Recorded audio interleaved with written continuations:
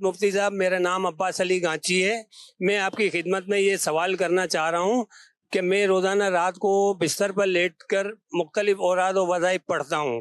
اب میں یہ چاہتا ہوں کہ میں سورہ ملک کی بھی تلاوت لیٹے لیٹے کر سکوں، تو کیا تلاوت کر سکتا ہوں بستر کے اوپر لیٹ کر؟ برائے مہربانی میری رہنمائی فرمائیں.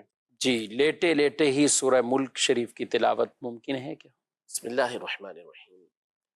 جی، قرآن مجید فرقان حمید میں اللہ جل شانہ نے اپنا ذکر کثرت کے ساتھ کرنے کا حکم ارشاد فرمایا. چنانچہ سورۃ الاحزاب میں ارشاد فرمایا یا ایھا الذین آمنوا اذکروا اللہ ذکرا کثیرا، کہ اے ایمان والو اللہ کا بہت زیادہ ذکر کیا کرو.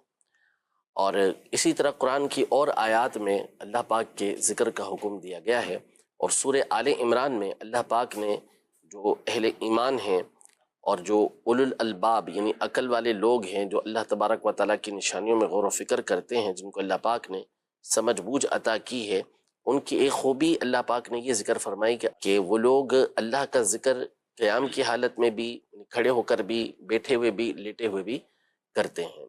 تو یوں نبی پاک صلی اللہ تعالیٰ علیہ وسلم کی احادیث طیبہ بھی ہے کہ جس میں آپ نے صحابہ کرام علیہم رضوان سے یہ ارشاد فرمایا کہ جب تم اپنے بچھونے پر آؤ، اپنے بستر پر آؤ، تو پھر اس پر دعائیں آپ علیہ السلام نے سکھائیں، یا خود آپ اپنے بستر پر تشریف فرما ہوتے تو اس کے بعد وہ دعائیں پڑھا کرتے تھے. تو لیٹ کر بھی ذکر و اذکار کرنا جائز ہے، اور اسی کے اندر قرآن مجید فرقان حمید بھی شامل ہے.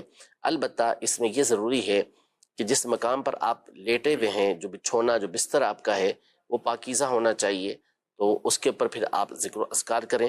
اور دوسرا یہ ہے کہ جب آپ ذکر و اذکار کریں تو پاؤں پھیلانا یہ مناسب نہیں ہوتا کہ یوں پاؤں پھیلا کے اللہ تبارک و تعالیٰ کا ذکر کیا جائے.